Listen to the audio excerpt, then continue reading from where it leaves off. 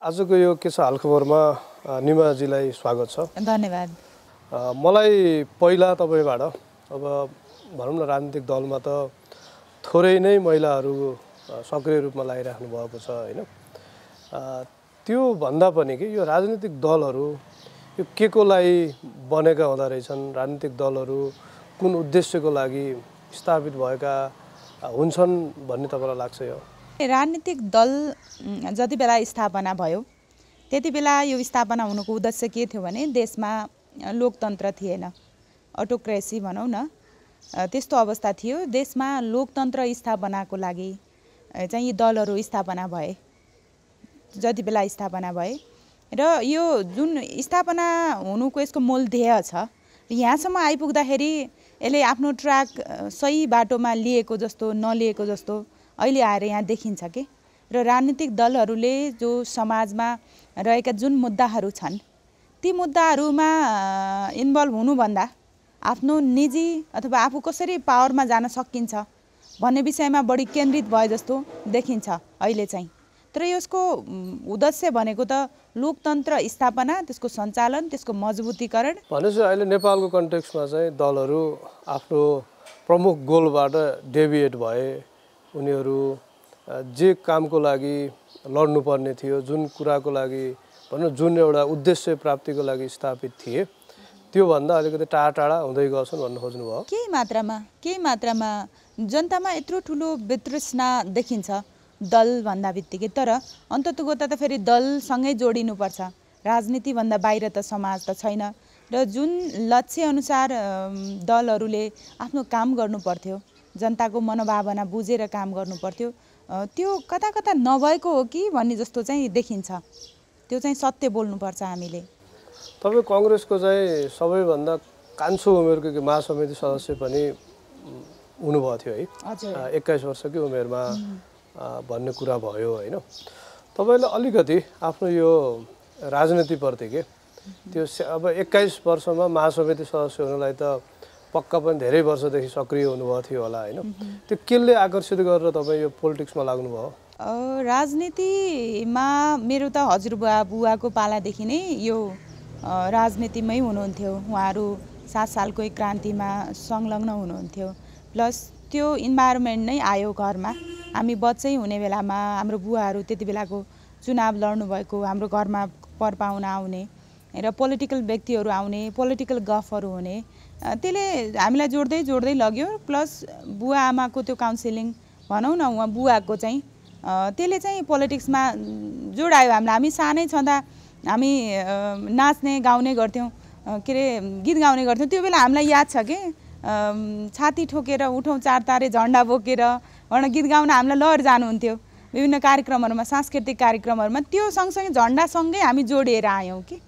र त्यसले नै हामीलाई यो सेक्टरमा लाग्नुपर्छ अथवा लाग्दिन भने पनि जोडियौँ हामी चाहिँ। जनरली यो फ्यामिलीमा भनौँ न यो के हुँदो रहेछ भने यो हजुरबुवाले गरेको काम यति अथवा बुवाले गरेको काम र त्यसलाई त्यो काम अपुरा यदि भयो म यसलाई पुरा गर्छु भनेर त्यो एउटा फ्यामिली टाइपको बिजनेसहरूमा पनि त्यो एउटा देखिन्छ कि। अथवा त्यो आफ्नो प्रोफेसन करियर चुज गर्ने बेलामा तपाईँको पनि के त्यो एउटा बाल मस्तिष्कमा कुनै त्यस्तो थियो मेरो हजुरबुवाले यति गर्नुभयो पोलिटिक्समा, मेरो बुवाले यति गर्नुभयो, अब उहाँहरूले पुरा गर्न नसकेका कुराहरू अथवा हाम्रो पुस्ताले होइन तपाईँको पुस्ताले गर्नुपर्ने नयाँ अभिभावनाहरू यो छन् भनेर त्यसमा केही एउटा लेआउट भनौँ न, केही एउटा त्यो प्लान गरेर लाग्नु भएको हो कि?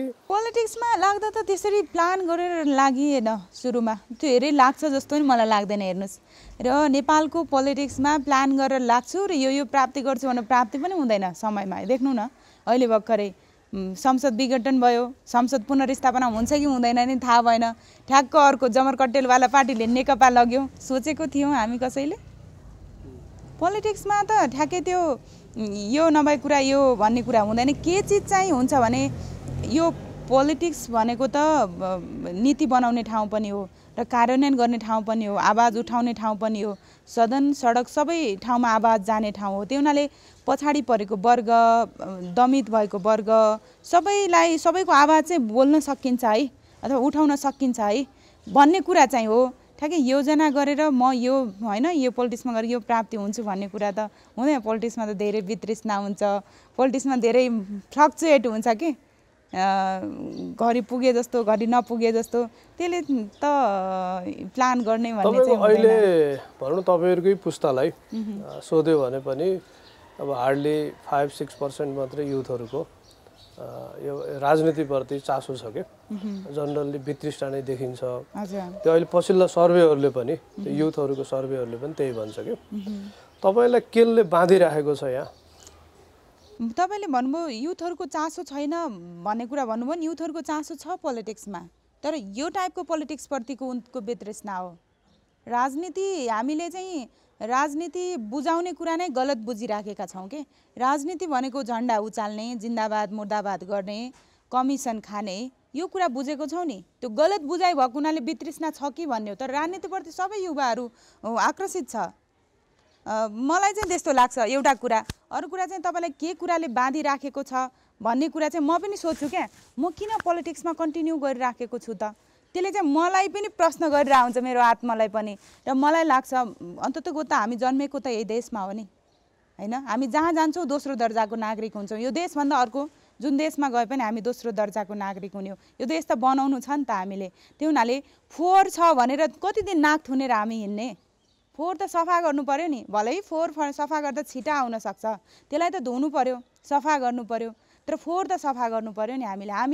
हामी अलिकति पढेको, अलिकति सचेत हौँ भन्ने, अलिकति बोल्न सक्छौँ भन्ने साथीहरूले पोलिटिक्स खराब भन्नु छोडिदिएपछि चाहिँ अन्तत गोता त खराबै मान्छे आएर नेतृत्व त गर्ने हो। फेरि राजनीति नै नहुने भन्ने त हुँदैन। विश्वभरि त राजनीतिको प्रभाव छ।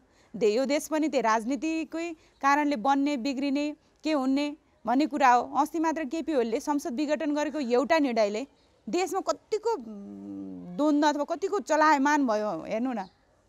अनि त्यसले त हामीले त यसलाई त छोडेर जान त सक्दैनौँ। तपाईँले भन्नुभयो नि हाम्रो चाहिँ युथहरूको राजनीतिमा चासो छ भन्नुभयो, होइन? त्यो चाहिँ कस्तो खालको राजनीति हो? युथहरूले अलिकति अहिलेको मैले सुरुमै कुरा गरेँ, अहिलेको राजनीतिक दलहरूले त्यो युथहरूको आवश्यकता अनुसार आफूलाई ट्रान्सफर्म गर्न सकिराखेको छैन के। त्यो चाहिँ समस्या हो मेन कुरा। राजनीतिक दलहरूले जो युवाहरूलाई प्राथमिकतामा राख्नुपर्ने, युवाहरूको समस्यालाई चाहिँ आफ्नो समस्या भनेर अपनत्व गर्नुपर्ने त्यो छैन। राजनीतिक दलहरू पुरानै ढर्राबाट चलिरहनु भएको छ। आफू जति उमेरको हुनुहुन्छ त्यो उसलाई पनि त्यतिको उमेर बुढो आफू बनाइरहनु भएको छ। यी केटाकेटी हुन् भन्नुभएको छ कि समाज चाहिँ विभिन्न कुराले परिवर्तित भइसकेको छ नि त, अपडेटेड भएर आइराखेको छ नि। त्यसलाई ग्रहण गर्न नसकेको अवस्था हो। युवाहरू त जस्तै नेपालभन्दा बाहिर गएको छ, नेपालमै बसेर काम गरिराखेको छ। तपाईँ काठमाडौँमा बस्दा बस्दै पनि नयाँ नयाँ एप्सहरू, नयाँ नयाँ प्रविधिहरू आइराखेको छ। त्यो लिडरहरूले चाहिँ त्यसलाई आफूलाई अपनत्व लिन नसकेको मात्रै हो। युवाहरूमा त चासो छ नि त। तपाईँले हाम्रो के एउटा जुन कुरा गर्नुभयो जेनेरेसन ग्यापको कुरा नै होला, होइन? अहिले हाम्रो एक्जिस्टिङ दलहरू, यसको नेतृत्व, हाम्रो समाज, होइन, हेर्दा तपाईँको मनमा के धेरै जसो आउने कुराहरू चाहिँ के हुन्छ? यो राजनीतिक दलहरू हेर्दा चाहिँ एउटा कुरा के छ भने हामी त्यो पार्ट हेरेका छैनौँ। जो राजनीतिक नेताहरू आउनु भएको छ नि, त्यो मेजर पोस्टमा हुनुहुन्छ, ती नेताहरू दुःखै गरेर आउनु भएको छ। त्यो कुरा चाहिँ हामीले बुझिरहेको छैनौँ। बुझे पनि तर उहाँहरूको अहिले वर्तमानको काम गराइ हेर्दा उहाँहरू जुन धरातलबाट आउनु भएको हो त्यो धरातललाई बिर्सेर फेरि अर्कैतिर गइराखेको देख्छु कि मैले चाहिँ। उहाँहरूको दुःख गरेर आउनु भएको छ। उहाँहरूको पास्ट हेर्ने हो भने निकै दुःख छ। तर त्यो दुःख के को लागि थियो जस्तो लाग्छ? त्यो दुःख त समाज परिवर्तन, लोकतन्त्रको सबलीकरणकै लागि थियो त्यो बेलामा चाहिँ। तर यहाँ आइसकेपछि उहाँलाई ती दुःख गर्ने ती जमिनका साथीहरूले छोडिदिन्छन्। माथि आइसकेपछि त्यो स्वार्थवाला ग्रुपले उहाँहरूलाई घेर्छ के। जो कार्यान्वयन गर्ने ठाउँमा आउनुहुन्छ, सडकमा आउँदा उहाँहरूलाई चाहिँ खास दुःख, खास व्यक्तिहरू, जो सकारात्मक व्यक्तिहरू, मोरल इथिक्स भएका व्यक्तिहरूले घेरेर उहाँ सडकमा नेता बन्नुहुन्छ। जब उहाँ सदन अथवा कार्यान्वयन गर्ने ठाउँमा आउँछ, त्यहाँ स्वार्थवाला व्यक्तिहरूको झुन्ड छ एउटा नेपालमा, हाम्रो समाजमा। त्यसले चाहिँ घेरेर उहाँलाई त्यो त्यहाँसम्म पुग्नको लागि आँखै खोल्दिन्न कि बन्द गरिदिन्छ। त्यो भएर समस्या हो। मलाई चाहिँ के लाग्छ भने नि, यी राजनीतिक दलहरूले किन चिर्न नसकेको यो अवस्थालाई, अब यिनीहरूले चिर्नु त पर्यो नि, यो झुन्डहरूभन्दा बाहिर आउनु पर्यो, यी स्वार्थ ग्रुपहरूभन्दा बाहिर आउनु पर्यो भन्ने लाग्छ के मलाई चाहिँ। त्यो केही छ त्यसमा तपाईँको सोचाइ चाहिँ? यिनीहरू भनेको जुनसुकै पार्टी गए पनि अहिलेको हाम्रो वितृष्णा भनेको त सबै उस्तै हुन् भन्ने कुरा देखियो क्या। जुन डेलिभरीको कुरामा पब्लिकको एउटा बेसिक त्यो एउटा सपोर्टको कुराहरू हुन्छ नि, आवश्यकता परिपूर्ति गर्ने कुरामा खासै धेरै चासो पनि देखिँदैन कि त्यहाँ गइसके पछाडि। अनि उनीहरूले जुन मुद्दा उठाउनु पर्ने हो त्यो मुद्दाहरू पनि उठाए जस्तो देखिँदैन होइन। यसलाई यसै गरी एउटा चिर्ने कुनै भनौँ न एउटा स्टेप कुनै वेहरू केही हुन सक्छन् भन्ने तपाईँको सोचाइमा छ? के हुन्छ भने त्यो एउटा कुरा त मान्छे सत्तामा पुगेपछि लोभ हुन्छ, अर्को पटक पनि त्यही सत्तामा बसिराखौँ भन्ने हुन्छ र अर्को पटक पनि सत्तामा टिकिरहनलाई उसले गलत कामहरू गर्छ, त्यो स्वार्थ ग्रुपहरूको सहायता लिन्छ, पैसा लिन्छ। अब पैसा दिने व्यापारी उद्योगपति जो हुन् ती स्वार्थ ग्रुपहरू हुन्, तिनले चाहिँ आफ्नो फेभरमा आफूलाई नाफा हुने काम गर्छन् नि। त्यो हुनाले त्यो व्यक्ति कस्तो हुनुपर्छ नि, म घरिघरि एउटै इतिहास ब्रेक गरिरहनु हुँदैन कि। एकचोटि प्रधानमन्त्री भइसकेपछि यसको कार्यकालको प्रधानमन्त्रीको समयमा यस्तो राम्रो काम गरेको थियो भनेर मोरल एथिक्स चाहिँ उसले कुनै कुनामा बचत गरेर राख्यो भने नि त्यो मान्छेले काम गर्न सक्छ। म जनताको निमित्त काम गर्न आएको हुँ र मैले एकचोटि मात्रै पनि अवसर पाएँ भने मैले राम्रो काम गर्नुपर्छ जनताको लागि। म घरिघरि त्यही इतिहास ब्रेक गरिरहने होइन, तर जति बेला मैले अवसर पाउँछु त्यो अवसर चाहिँ मैले सुनौलो बनाउनुपर्छ भनेर त्यो लोभ फालेर मोरल एथिक्सलाई बचत गरेर राख्यो भने चाहिँ गर्न सक्छ। लिडरहरूमा त्यो चाहिँ बाँकी राखिरहनुपर्छ। तपाईँको त्यो अहिले के हाम्रो दलहरू इभन तपाईँ काङ्ग्रेसकै कुरा गर्दाखेरि पनि यो राजनीतिमा त्यो नेतृत्वको ठुलो ग्याप देखियो अहिले होइन। भनेको त्यो निर्णय गर्ने ठाउँमा चाहिँ यो पार्टीहरू कसरी चल्छन्, नेताहरू कसरी वर्षौँसम्म होइन त्यो नफेरिकन चाहिँ त्यहीँ बसिरहनु यो कसरी सम्भव हुन्छ? हजुरले कुन पार्टीको कुरा गर्नुभयो? म त नेपाली कङ्ग्रेस, म अहिले दुई पटक पार्टीको महासमिति सदस्य भइसकेँ र 2 पटक मैले व्यक्ति चयन गरेको छु होइन। 2 पटक चयन गर्दा हाम्रोमा त प्रत्येक 5 वर्षमा परिवर्तन हुने अवस्था छ। अब उहाँले राम्रो गर्नुभयो भने जनताले फेरि पनि जिताउँछन्। काङ्ग्रेसमा चाहिँ एक किसिमको महाधिवेशन हुने चलन छ। अब अरू पार्टी अन्य पार्टीहरूमा चाहिँ एक किसिमको त्यहाँ भन्दाखेरि आफूलाई लोकतन्त्रवादी भने तापनि त्यहाँ चाहिँ उहाँहरूको मोनोपोली चाहिँ छ, नेतृत्वको मोनोपोली छ। त्यसको विरुद्ध बोल्न नसक्ने, त्यसको विरुद्ध चाकडी, त्यसको पक्षमा चाकडी गर्ने, केही बोल्यो भने पछाडि परिन्छ कि भन्ने, म अवसरबाट वञ्चित हुन्छु कि भन्ने, भनेको हामीले खास लोकतन्त्र बुझेकै छैनौँ के। न नेताले लोकतन्त्र बुझ्नु भएको छ, न हामी जनता अथवा कार्यकर्ताले लोकतन्त्र बुझेका छौँ। लोकतन्त्र भनेको त फरक कुराको स्वाद पनि लिने हो र गलत कुराहरूलाई प्रश्न गर्ने पनि हो के, र तँ ठिक छैनस् भन्ने अधिकार राख्ने कुरा पनि हो लोकतन्त्र भनेको। त्यो हामीले बुझेकै छैनौँ कि। हामीले लोकतन्त्र होइन, हामी राणाहरूदेखि त्यो जिउ हजुरी गर्दै आएको, त्यो कता कता हाम्रो मानसिकतामा त्यो जिउ हजुरी अझै पनि हाम्रो राजनीतिक दलको नेता र कार्यकर्तामा बाँकी छ कि भन्ने देखिन्छ के।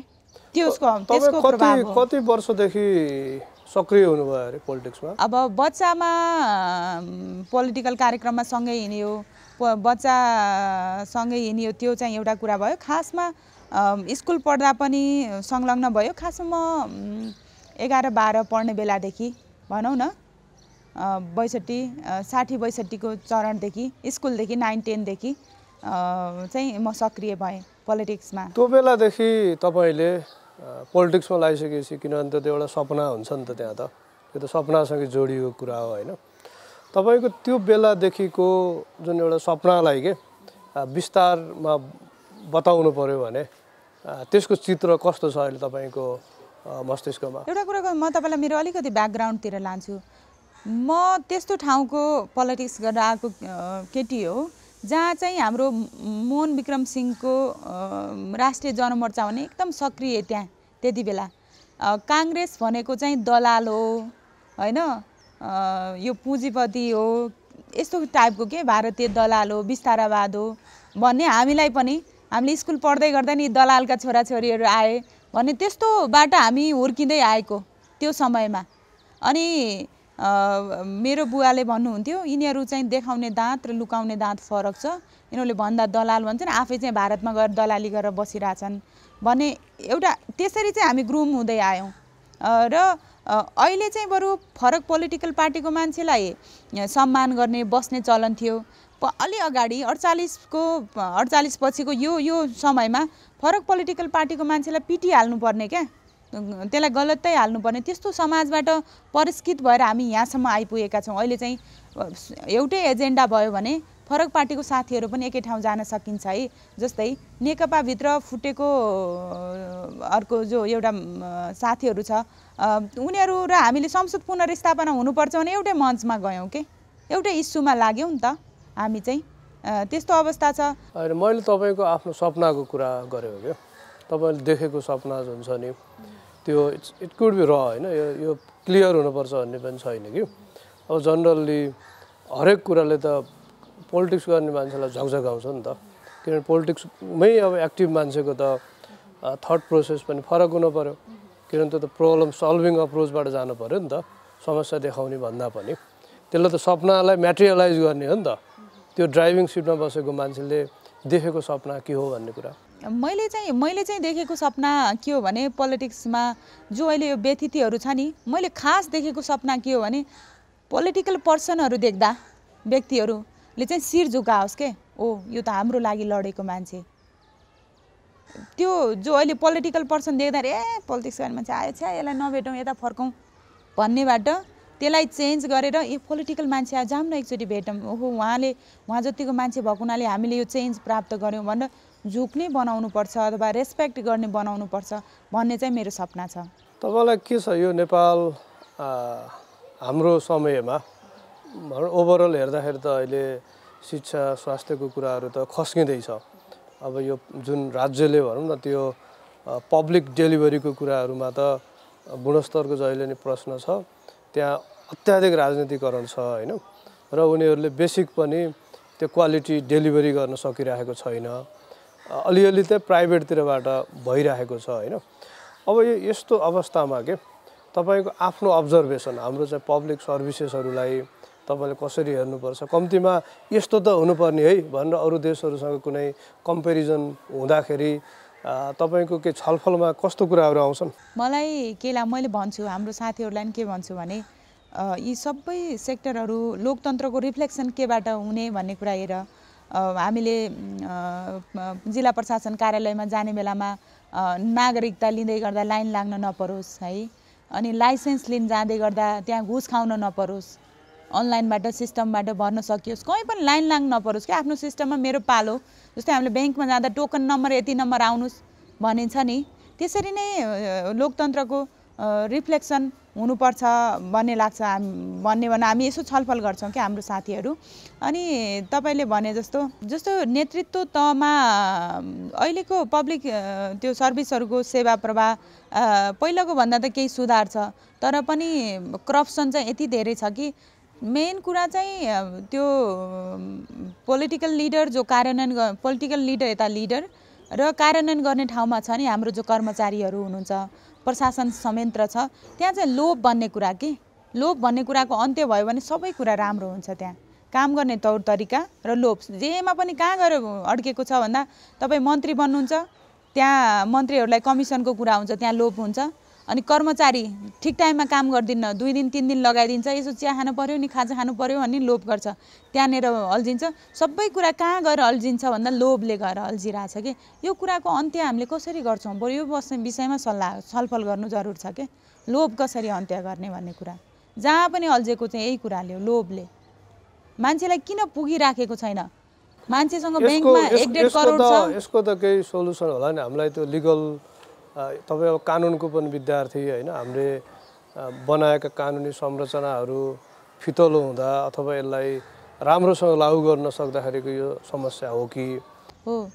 एकदमै समस्या। एउटा राम्रो लिडरको आवश्यकता छ कि हामीलाई, त्यो लोभविहीन लिडरको आवश्यकता छ कि। त्यो लिडर हुन्छ नि, तपाईँले सोच्नुभयो होला नि त नेपाली काङ्ग्रेसमै पनि यस्तो नेता आइदिए हुँदो भनेर भन्दाखेरि। नेपाली काङ्ग्रेसभित्र त्यस्तो नेता हुनुहुन्छ, उहाँहरूले अवसर नपाएको मात्रै हो।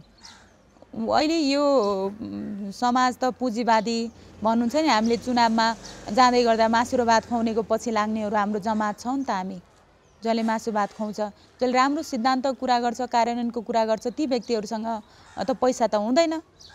जसले चाहिँ खर्च गर्छ, जसले गलत तरिकाबाट पैसा कमाइराखेको छ, ती व्यक्तिले नै हो नि त गलत ठाउँमा खर्च गर्ने। अनि हामी चाहिँ समाज चाहिँ त्यतातिर लागिराखेका छौँ। काङ्ग्रेसभित्रको राम्रो एकदमै पोलिसीमा काम गर्न सक्ने, राम्रो कार्य डेलिभर गर्न सक्ने, एकदमै इथिकेबल पर्सन जो हुन्छ त्यो चाहिँ चर्चामा आउन सकिराखेको छैन, अथवा त्यसलाई काम गर्ने अवसर दिएको छैन। काङ्ग्रेसभित्र छ त्यस्तो व्यक्तिहरू। तपाईँको त्यो किन हुन्छ, अथवा त्यो मान्छेहरू जुन छ नि, अब यो राम्रो मान्छेहरू पार्टीभित्रकै मान्छेले पनि त्यहाँ केही कन्ट्रिब्युसन गर्न नपाउने होइन, बाहिरको मान्छेलाई त स्पेस भन्ने कुरो त पार्टीभित्र फेरि खास हुन पनि हुँदैन होइन। यो भनेको पनि त आखिर एक खालको पार्टीभित्रको चाहिँ अप्रजातान्त्रिक अलोकतान्त्रिक पद्धतिकै प्रतिबिम्ब त होला नि फेरि। र हामीले चाहेको जस्तो देश बन्छ र बनाउनु पर्छ, किनभने चाहिँ एउटा चरण हुन्छ कि ट्रेड साइकल हुन्छ नि, माथि पिकमा झरेर स्याचुरेसन जाने भनेको। अहिले यो गलत गर्नेहरूको पिकमा पुगिराख्नु भएको छ कि एक दिन 80% भिड के छ भने त्यसैको पछि लागिराखेको छ कि। तर 20% जो व्यक्तिहरू छ राइट काम गरिराखेको छ, भोलि त्यही 20%ले नेतृत्व गर्ने, त्यो टर्नओभर भएर आउँछ त्यो 20%। त्यो हुनाले मलाई चाहिँ आशा छ है यो देश बन्छ र बनाउनु पर्छ भन्ने विषयमा। त्यो 20%ले भोलि नेतृत्व गर्छ र गलत मान्छेहरू पाखा लाग्छन् र सही मान्छेहरूले चाहिँ नेतृत्व गरेर यो देश चाहिँ जान्छ। अनि निमाजी तपाईँ राजनीति र यो कानुन व्यवसायमा संलग्न हुनुहुन्छ होइन? हजुर। लकडाउन पछाडि त प्युठान फर्किनु भयो होइन? हो, म लकडाउन पछि चाहिँ गाउँ फर्केँ। काठमाडौँ मात्र होइन, गाउँ पनि जानुपर्छ भनेर। यसको केही रियलाइजेसन केही भयो कि लकडाउनको समयमा, अथवा गाउँ नगइकन पढे लेखेको मान्छे कन्ट्री अलिकति त्यो ट्रान्सफर्म हुँदैन भन्ने जस्तो लागेर जानुभयो? के भयो भने म प्युठानमा एउटा मुद्दा थियो, अनि त्यो मुद्दाको लागि म फाइनल हियरिङ थियो, त्यो बहसको लागि गएको थिएँ। त्यहाँ गइसकेपछि त्यहाँ प्युठानमा त्यो बहस गर्ने महिलाहरू अरू नभएको देखिसकेपछि मलाई यति धेरैले त्यहाँ सोध्नु भयो के, यस्तो समस्या त्यस्तो समस्या होइन।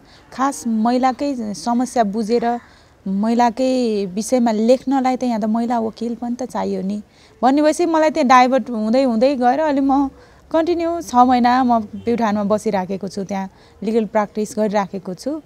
अनि त्यहाँ प्युठान जिल्ला अदालतमा म त्यहाँको वैधानिक वकिल पनि भएर काम गरिराखेको छु। अहिले चाहिँ मलाई त्यो आनन्द आइराखेको छ कि जो महिलाहरूको खास समस्या मैले अनुभूत गरेर लेख्न पाउँछु, मुद्दा फिराद लेख्न पाउँछु, प्रत्युत्तर लगाउन पाउँछु, खास महिलाको समस्या बुझेर इजलासमा बहस गर्न पाउँछु।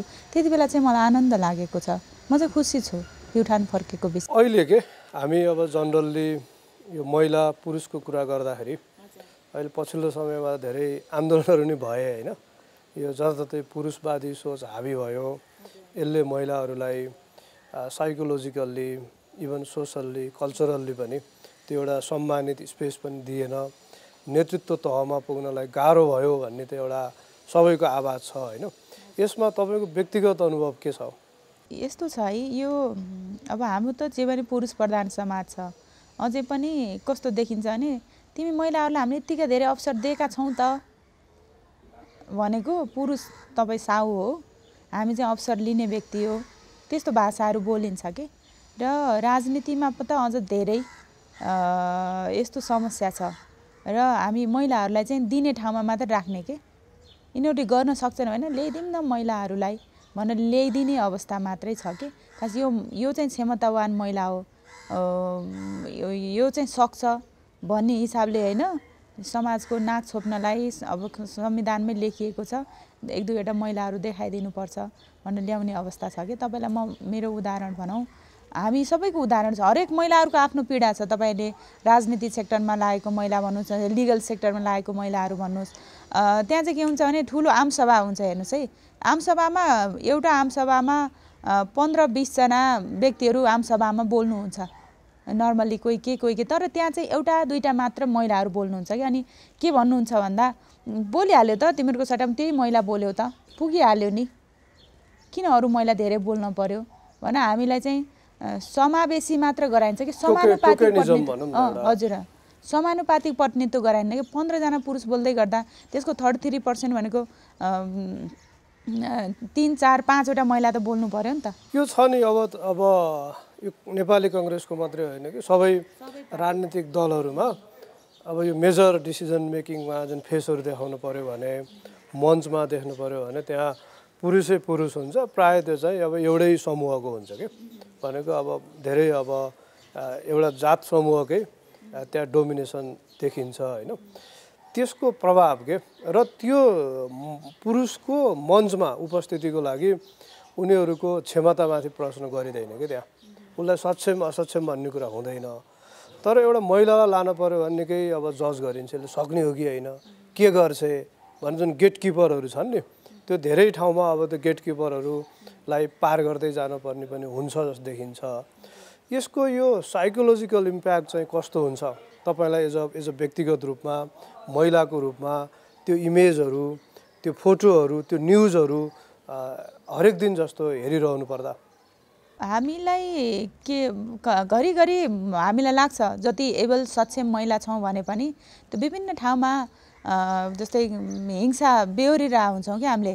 हिंसा कस्तो खालको हिंसा भनेपछि अब त्यो हिंसा भन्दा बित्तिकै कुट्ने पिट्नेवाला हिंसा होइन, बौद्धिक हिंसा बेहोर्छौँ क्या हामीले कतिपय बेलामा। अनि कहिलेकाहीँ लाग्छ यो समाज बदलिन्न कि यो समाजलाई यत्तिकै रहने हो कि हामीले कति दिन सहेर बस्ने भन्ने पनि हुन्छ होइन। यो समाज त बदलिँदै आएको छ नि त। पहिले छोरीलाई पढ्नु हुँदैन, छोरी पढ्यो भने बौलाउँछ भन्ने समाजबाट अहिले चाहिँ छोरी पढ्नुपर्छ भन्ने समाजमा आइपुगेका छौँ।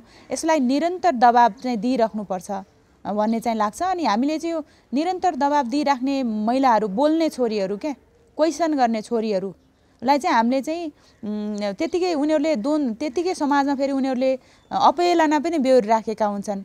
तर परिवर्तन गर्नुपर्छ भन्ने कुरा चाहिँ मेजर माइन्डमा राखेर चाहिँ अगाडि बढ्नुपर्छ। तपाईँले त कार्यक्षेत्रमा जुन हुने हिंसाको कुरा नि गर्नुभयो नि, भनेको हिंसा छ तर यसको स्वरूप फेरिएको छ होइन। त त्यो स्वरूप भनेको तपाईँले हरेक दिन जस्तो प्युठानमै होस् तपाईँको आफ्नो कार्यक्षेत्र अथवा काठमाडौँमै पनि तपाईँ एज अ त्यो लिगल एउटा रिप्रेजेन्टेटिभको रूपमा जाँदाखेरि तपाईँको अनुभव कस्तो हुन्छ?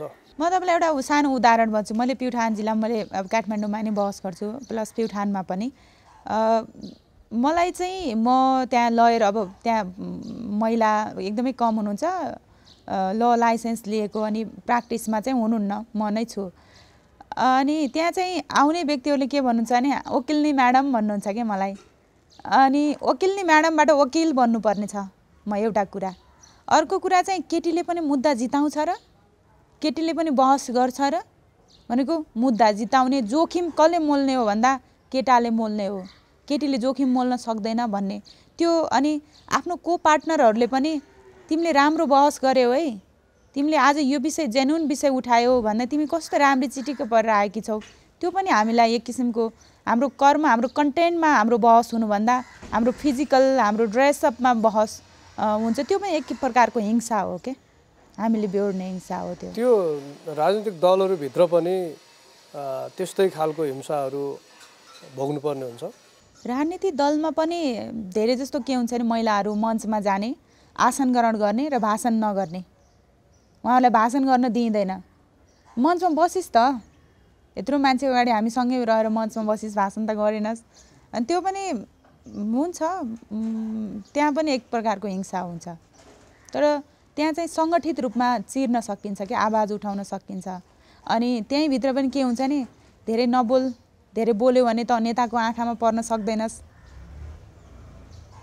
अथवा प्रश्न गर्ने आफ्नो कुराहरू स्ट्रङले राख्ने हो भने कहीँ हामीलाई पछाडि पारिदिन्छ कि यो त धेरै बोल्छ भोलि मलाई अप्ठ्यारो पार्छ कि भनेर पछाडि पारिदिन्छ कि भन्ने एउटा मनोवैज्ञानिक त्रास वुमन लिडरहरूमा छ। अहिले भनौँ न एकातिर त्यो त्रास छ र अर्कोतिर इभन स्थापित नेताहरूले पनि आफ्ना सहकर्मीहरूमाथि बेला बेलामा अब अलिकति सेक्सिस्ट कमेन्टहरू के तिमीहरू क्षमताले होइन कि उयो अब तिग्रा देखाएरै तिमीहरू अगाडि बढ्ने हो भन्ने खालको कमेन्टहरू पनि हामीले बेला बेलामा सुन्छौँ कि त्यो अब बौद्धिक भनिएका नेताहरूले पनि त्यो गर्छन् होइन। त्यस्ता कमेन्टहरूले यो पब्लिक साइकोलोजीमा र तपाईँहरू जस्तो एउटा युवा नेतृत्वमा भर्खर अब स्थापित हुन सङ्घर्षरत भनौँ न यो नेतृत्व तहमा चाहिँ कस्तो प्रभाव पाइरहेको हुन्छ? अब हेर्नु है, हामीले चाहिँ छलफल हुन्छ कि हामी लेडिजहरू बिचमा जस्तै सबै कुरा त बाहिर त ल्याइँदैन नि त। छलफल हेर न, उसले चाहिँ यो पोलिटिकल लिडर, यो नेताले चाहिँ यस्तो यस्तो बोल्यो भन्ने हुन्छ कि, अनि त्यो ब्ल्याक लिस्टमा हालौँ। हाम्रो ग्रुपहरू, केटीहरूको ग्रुपमा त्यो ब्ल्याक लिस्ट नम्बर 1 नम्बर 2 त्यस्तो टाइपको हुन्छ। तर तपाईँलाई मैले भनौँ, एक ठाउँ हामी साथीहरू के भन्छ, केटा साथीहरू कुरा गर्दा हाम्रो ग्रो अपै त्यसरी छ के। हेर्नु, हामीलाई हुर्काइएको नै त्यसरी छ कि केटाहरू र केटीहरूको बिचको विभेदमा केटा साथीहरू हामी आफू बस्यो भने अलिकति अलिकति भल्गर शब्दहरू बोलेन भने हामीलाई मजै आउँदैन भन्दै थियो कि एकजना साथीहरूले। मतलब हाम्रो आत्मीयता नै बढ्दैन। त्यो सत्य हो। त्यस्तो भन्दै थिए मेरो साथीहरूले। मैले ब्याकग्राउन्डमा कहिले उनीहरू मात्र कुरा गर्दा किन तिमी जे पाए शब्द बोल्छौ भनेको। हामीलाई त्यस्तो, हामी केटा बिचमा त्यस्तो शब्द बोलेनौँ भने हाम्रो आत्मीयतै बिल्डअप हुँदैन। त्यसरी हुर्काएका छौँ नि त हामी। यो चाहिँ प्रमुख रूपमा चाहिँ यसको कारक के जस्तो लाग्छ? प्रमुख कारक भनेको हाम्रो शिक्षा हो। हेर्नु, पहिलो कुरा हामीले कस्तो खालको शिक्षा दिइराखेका छौँ भन्दा, बुवा स्कुल जानुहुन्छ, आमाले घर भात पकाउनुहुन्छ।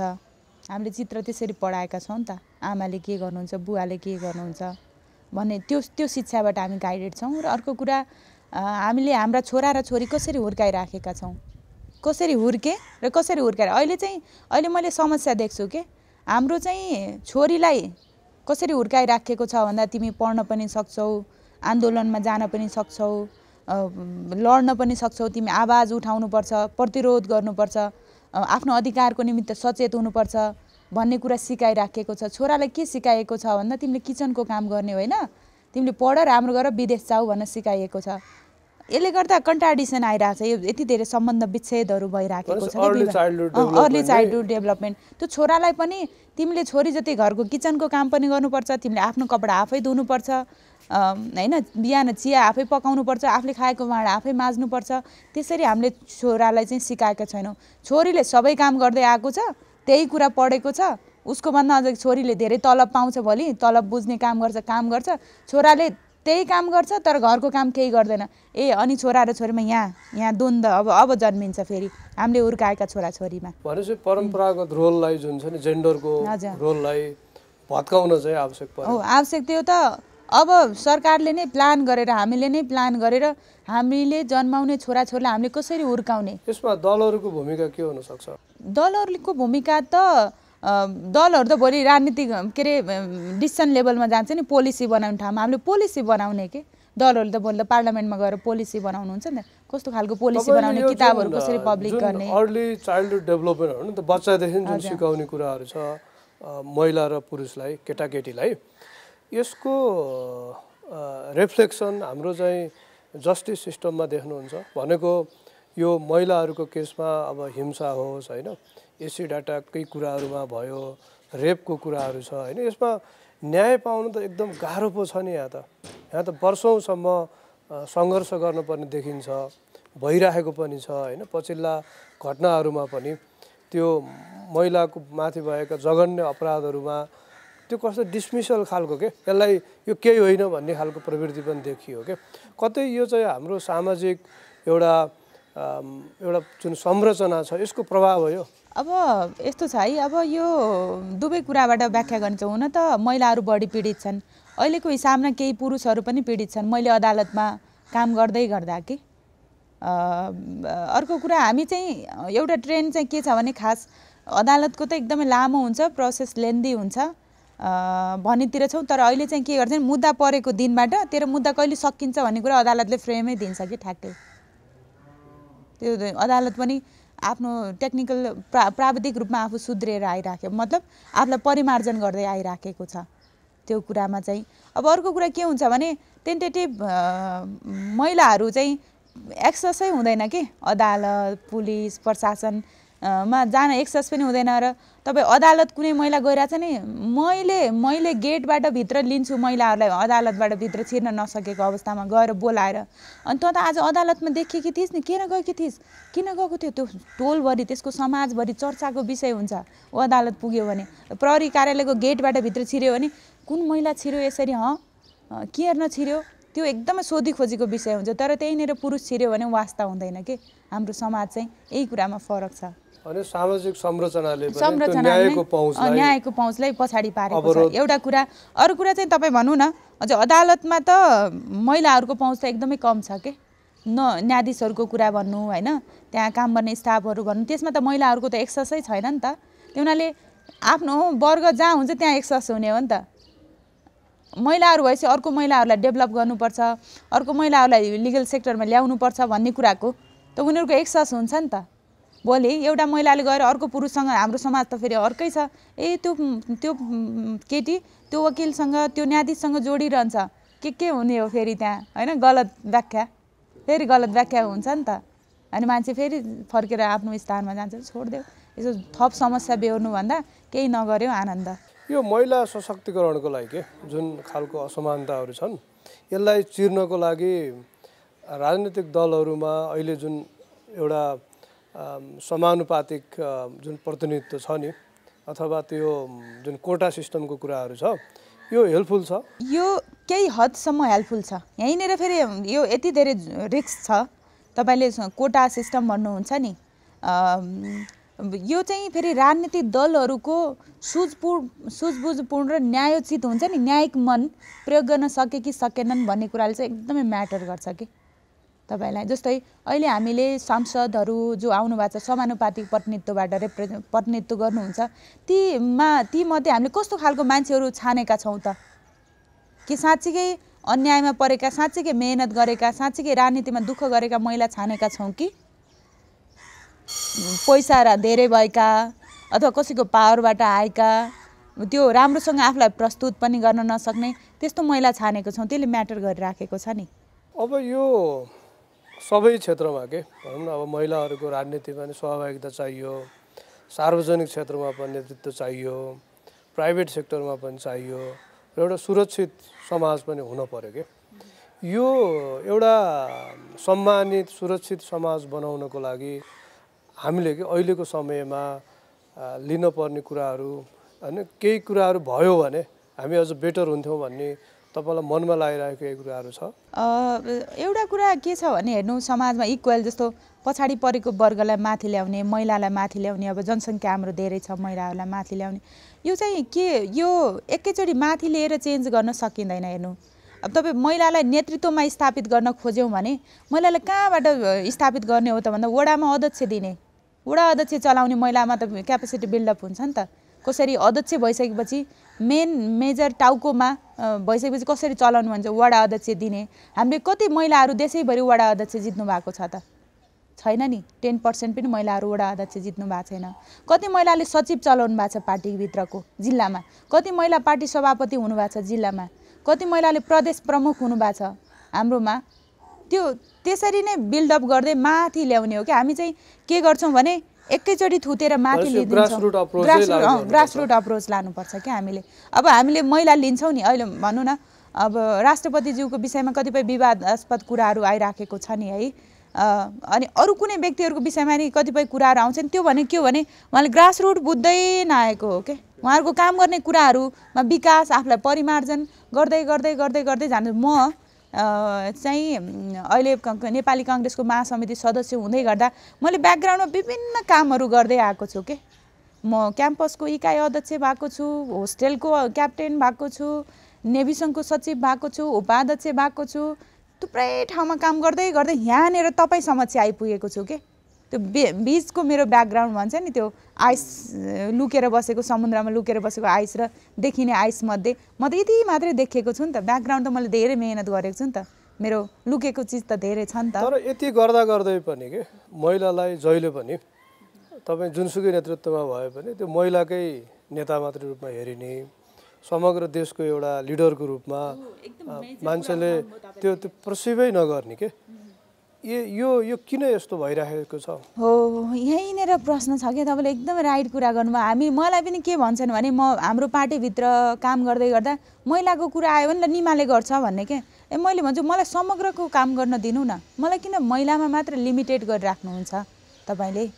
यो समाज त महिला पुरुषको छ, हामी किन महिलामा मात्र सीमित हुने? किन हामीलाई महिला मात्रै महिलावादी मात्रै बनाउनुहुन्छ? हामीलाई समग्रवादी बनाउनुहोस्। भन्नुहुन्छ। त्यो चाहिँ किन हो भन्दा मैले भने नि अरू त यिनीहरूले त के गर्न सक्छन्, हामी पुरुषले नै गर्न सक्छौँ नि त। किनकि उसको त त्यही महिला सेक्टरमा मात्र काम गर्दै आएको छ, यसको ठुलो एक्सपिरियन्स छैन भन्छ। त्यो हुनाले रुटदेखि वडा अध्यक्ष महिला भयो भने अहिले कति 7-8 हजार वडा छ, त्यो वडामा 5,000 महिला वडा अध्यक्ष भयो भने त त्यसले त महिलाको मात्रै काम गर्नु पर्दैन नि, त्यसले त महिला पुरुषको दुवै काम गर्दै आउँछ। वडामा काम गर्छ, भोलि जिल्लामा काम गर्छ, प्रदेशमा काम गर्छ, केन्द्रमा काम गर्छ। त्यसलाई समग्र समेट्ने आइडियाको विकास हुन्छ के, समग्रतामा कसरी काम गर्न सकिन्छ भन्ने कुराको विकास हुन्छ। भनेपछि हामीले के अहिले यो कन्भर्सेसनमा केही मिस गरेको, तपाईँले डिपली फिल गरेको त्यस्तो केही कुराहरू छ जुन हाम्रो चाहिँ एउटा पोलिटिकल अथवा नेसनल डिबेटको पार्ट बन्नुपर्छ जस्तो लाग्यो? जस्तै हाम्रो गएको 1 वर्ष अगाडि नेपाली काङ्ग्रेसले गाउँ अभियान सञ्चालन गर्यो।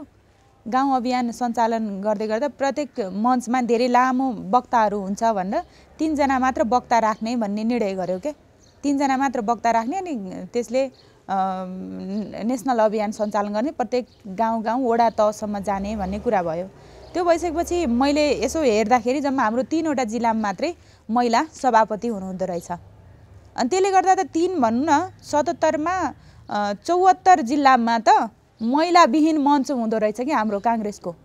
जो लोकतन्त्रको आफूलाई पहलेदार भन्छ, जो आफू लोकतन्त्रको संरक्षक भन्छ, यो देशको कानुन कार्यान्वयन, समावेशिता, समानुपातिक प्रतिनिधित्वको कार्यान्वयन गर्ने पार्टी भन्छ, त्यही पार्टीकोमा त्यो भालेसम्म त्यहाँ मञ्चमा देखिने भइसकेपछि मैले त्यति बेलै क्याम्पेनिङ गरेँ। पार्टी सभापतिज्यूदेखि हाम्रो पदाधिकारी सबै हाम्रो प्रवक्तासम्म क्याम्पेनिङ गरिसकेपछि परिपत्र सच्याएर एउटा महिला वक्ता अनिवार्य 4 जना वक्ता हुने गरी परिपत्र गर्नुभयो। भनेको नेताहरूलाई पनि हामी सचेत भएर कहाँनिर प्रश्न गर्ने भन्ने कुरा चाहिँ मेजर हुँदो रहेछ के। यदि म त्यति बेला सचेत नभइदिएको भए त्यो दोस्रो परिपत्र जाने थिएन र महिलाहरू वक्ता हुने थिएनन्। र धेरै जिल्लाबाट धेरै दिदीबहिनीले फोन गर्नुभयो, बहिनी तपाईँले काठमाडौँमा क्याम्पेनिङ गरिदिएको कारणले गर्दा हामीले यहाँ जिल्लामा बोल्न पायौँ भन्ने कुरा गर्नुभयो कि। भनेपछि दलभित्र चाहिँ हनुमान यास्म्यान होइन कि, दलभित्र चाहिँ प्रश्न गर्ने पुस्ता चाहिन्छ। फेरि कहाँनिर गर्ने प्रश्न, चाहिने कुरामा गर्ने कि नगर्ने, राइट इस्यु कुन हो भन्ने कुरा चाहिँ उठाउन सक्ने पुस्ता चाहियो कि हामीलाई, र त्यो इस्युमा साथ दिने व्यक्ति पनि चाहियो। तपाईँको अनुभवमा कि यो नेतृत्व तहमा पुग्नुको लागि, त्यहाँ अडिनको लागि चाहिने कुराहरू, सपोर्टहरू चाहिँ कसरी मान्छेले सपोर्ट गर्न सक्छन् त्यसमा? अथवा नेतृत्व मैले गर्न सक्छु कि सक्दिनँ, म को हो त खास, म रहन सक्छु कि सक्दैन, मसँग नेतृत्व क्षमता छ कि छैन भन्ने कुरा अध्ययन गरेर प्यासेन्ट हुनु पर्यो कि। राजनीतिमा त एकदमै फ्लक्चुएट छ नि त राजनीति। अनि मैले यहाँ टिक्न सक्छु कि सक्दिनँ, मैले यहाँ चल्न सक्छु कि सक्दिनँ, एउटा कुरा भयो। त्यति मात्र भएर भएन, तपाईँ पोलिटिक्स विथ प्रोफेसनमा हुनुहुन्छ कि हुनुहुन्न? तपाईँले चोकमा बसेर 5 जना साथीलाई चिया खुवाउन सक्ने हुनुहुन्छ कि हुनुहुन्न? अथवा तपाईँले चिया खाँदै गर्दा अर्को कुनै नेताकोले पैसा दिन्छ र म चिया खाउँला भन्ने अवस्थामा हुनुहुन्छ कि 2-4 जनालाई म चिया खुवाउन सक्छु भन्ने कुरा अवस्थामा हुनुहुन्छ? त्यसले चाहिँ एकदम म्याटर गर्छ। राजनीतिमा तपाईँ कसैको त्यसले देला र म खाउँला भन्ने अवस्थामा हुनु चाहिँ म आफ्नो लागि आफै सस्टेन गर्न सक्छु, म आर्थिक रूपमा सक्षम छु कि छैन भन्ने कुराले प्रमुख मेजर गर्छ। त्यसले नै उसले डिसिजन गर्ने कुरा, स्वतन्त्र निर्णय गर्ने कुरालाई मद्दत गर्दछ। त्यसले चाहिँ तपाईँलाई व्यक्तिगत हिसाबमा के अहिलेकै हाम्रो राजनीतिक संरचना, नेतृत्वको क्षमता, जुन कार्यशैली छ नि, यो यस्तै रहिराख्यो भने यो देश बन्छ जस्तो लाग्छ? देश त वितृष्णातर्फ गइराखेको छ र तपाईँ हामी जत्तिकै सचेत वर्गले प्रश्न गर्ने र यहाँनिर खबरदारी गर्ने चाहिँ गर्न जरुरी छ। प्रेसर ग्रुप बनाउने, कहाँनिर बसेर यी गलत काम गर्नेहरूको विरुद्ध आवाज उठाउन सक्नुहुन्छ र म कहाँनिर बसेर आवाज उठाउन सक्छु, त्यहीँनिर चाहिँ आवाज उठाउन छोड्नु हुँदैन हामी। तपाईँलाई युवा पुस्ता यो मामलामा अलिक चुकी जस्तो लाग्छ कि? यस्तो छ, युवा पुस्ता भने कुन चाहिँ पुस्ता भन्ने कुरा, युवा पुस्तामा नि के भन्ने कुरा भन्नेमै कन्फ्युजन छ के। हेर्नु, कुन युवा पुस्ता हो? 60 वर्षको युवा हो कि 60 वर्षको युवा हो कि होइन? अनि फेरि अमेरिकामा डोनाल्ड ट्रम्प, हिलारी क्लिन्टन दुनियाँ थाहा पाउने पुस्ता र आफ्नो वडा अध्यक्ष थाहा नपाउने पुस्ता, युवा पुस्ता, त्यो प्रति पनि मलाई वितृष्णा छ के। हेर्नु, आफ्नो वार्डमा अनि तपाईँसँग भोटिङ राइट छ, मतदाता नामावलीमा नाम छ कि छैन भन्दामा छैन, I don't like politics, I don't like leader भन्ने। अनि अमेरिका चाहिँ यो भएछ त्यो भएछ भनेर खोज्ने क्या।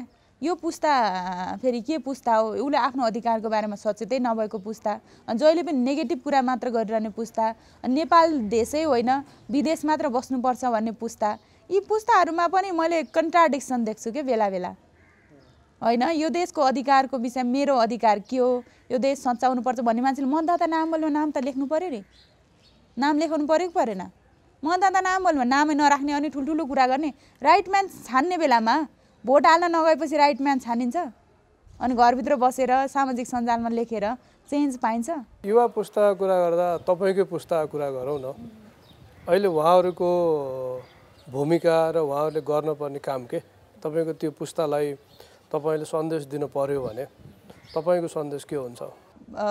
युवा पुस्ताको मेरो सन्देश के हो भने, जो एउटा पुस्ता छ नि आफ्नो वडा अध्यक्षसम्म थाहा नपाउने पुस्ता, त्यो पुस्ताले चाहिँ पहिला वडा अध्यक्ष थाहा पाउनु पर्यो र मेरो काम कर्तव्य अधिकार के हो भन्ने कुरा पनि उहाँ देशप्रति मेरो जिम्मेवारी के हो, यो देश र समाज बनाउँदाखेरि मेरो जिम्मेवारी के हो भन्ने कुराको सचेत हुनुपर्छ। र त्यो पुस्ता जसले केही राम्रो काम गर्न खोज्दैछ नि आफ्नो समकक्ष पुस्ता, त्यसलाई उहाँहरूले प्रमोट गरिदिनुपर्छ र उत्साह पनि दिनु पर्यो, यो काम गरौँ यो नगरौँ, अथवा उसले राम्रो गरिराखेको छ है भनेर भनिदिनु पर्ने पुस्ता पनि चाहियो र खबरदारी गरिदिने पुस्ता पनि चाहियो कि गलत काम गरेको छ भने खबरदारी गरिदिने पुस्ता पनि चाहियो। हुन्छ, थ्याङ्क यू निमाजी, तपाईँलाई धेरै धेरै शुभकामना। अब पार्टीमा नेपाली कङ्ग्रेसभित्र एउटा राम्रो नेताको रूपमा देख्न पाइयोस्। हस्, थ्याङ्क यू है त। धन्यवाद। नमस्कार।